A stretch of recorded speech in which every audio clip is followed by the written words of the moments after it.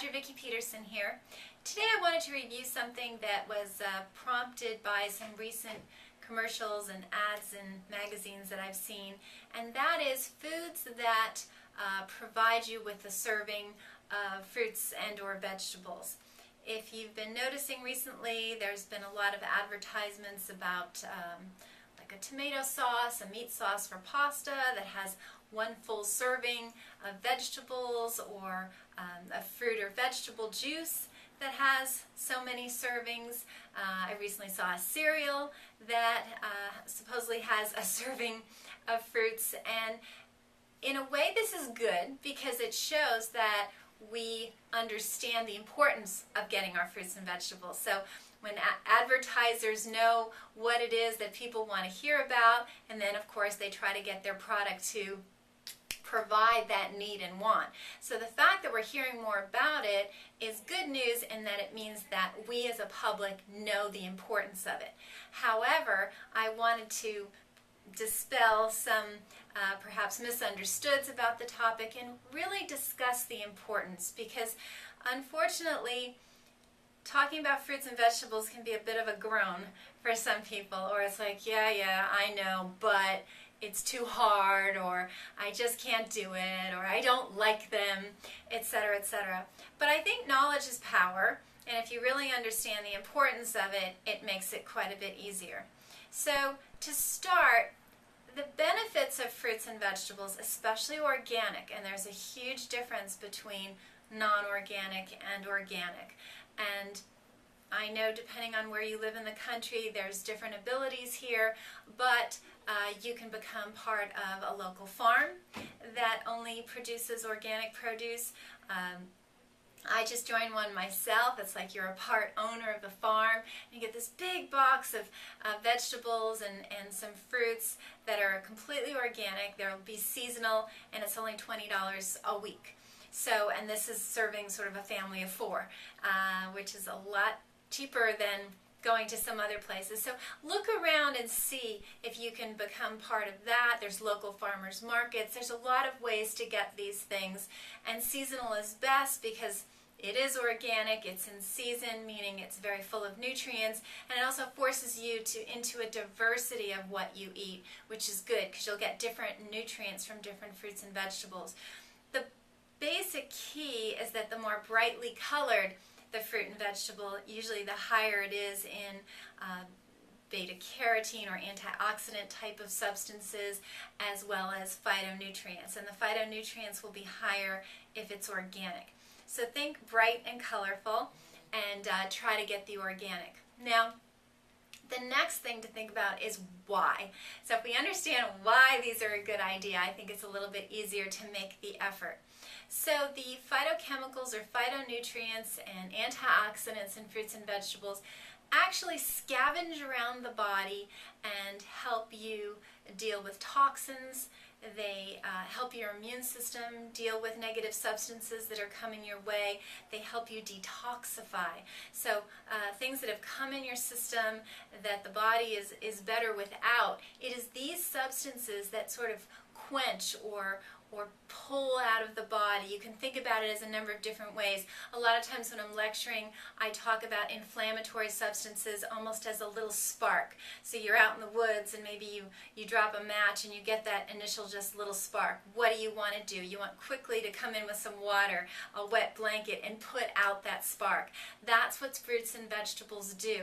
So that spark or that inflammation that, if left to continue, will actually create disease like heart disease and cancer and diabetes, the diseases that we're really striving to avoid. Fruits and vegetables contain the substances that will help literally prevent those. So they are not just good for you, they are anti-disease. They are very, very important. And they're delicious when you know how to prepare them, when you get them fresh, when you get them organic, when you get them in season.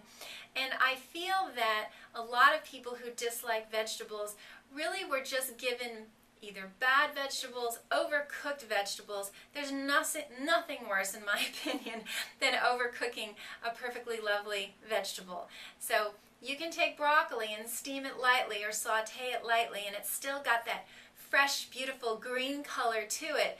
But if you overcook it and now it's kind of a gray-green, there is no comparison. It is bad. I mean, I wouldn't eat it either. So we have to sort of think about it in a new unit of time and really try to work on different recipes. Chopping up broccoli as an example, really fine, or carrots really fine, and you can put them in the tomato sauce yourself for your children. We used to call broccoli trees for the kids when they were little. It's like, oh, put it in your hand, eat it like a tree. You can play games with children, but you can play some games with yourself as well from the viewpoint of, let me see what I can do with this to make it so that I like it. I like to start with some olive oil and shallots or onions and garlic and make it that way and do a very light stir fry. So there's a lot of things, but try, really, really try. I think it's one of the most important things we can do for our health in this country is to make a big effort to increase the number of fruits and vegetables. Now, a serving size of a fruit is a medium piece of fruit. Maybe think the size of a tennis ball. For vegetables, it's a cup of leafy vegetables or half a cup of a non-leafy vegetable. So half a cup, once again, is about the size of a tennis ball. A full cup is more the size of a baseball. But the higher the fruit or vegetable is in nutrients, the less you need. So as an example, a serving of broccoli is only 3 florets of broccoli. I can easily eat double that, so that's 2 servings right there. And it's pretty easy. If you eat a big salad, it would be pretty easy to get how much you need. Now, what we're talking about as far as number of servings, we've heard 5 over and over again, 5 servings of fruits and vegetables. But I did some research, and really it's closer to 7 for children, teenage women, men, active women. So it's more like 7 servings, 4 of vegetables, 3 of fruit. And then for men that are active, it's actually 9 servings that are continued. That's what's mentioned in the research. So don't be overwhelmed by that. If you can get up to 5, that's probably a nice increase if you're only at 1 or 2 at the moment. But what you'll feel, how you feel, I think will surprise you very pleasantly. Try to eat the vegetables first. That can be part of one of the games you play when you sit down to eat. They are very satisfying. The body needs them. It's an interesting phenomenon. I've been playing with this personally as well as with patients, and they say it's funny how I miss them now if I don't get them. It's almost like hydrating and getting enough water in your diet. So try this and let me know how you do. And as always, please let me know if I can help you in any way. And until next time, I wish you very good health.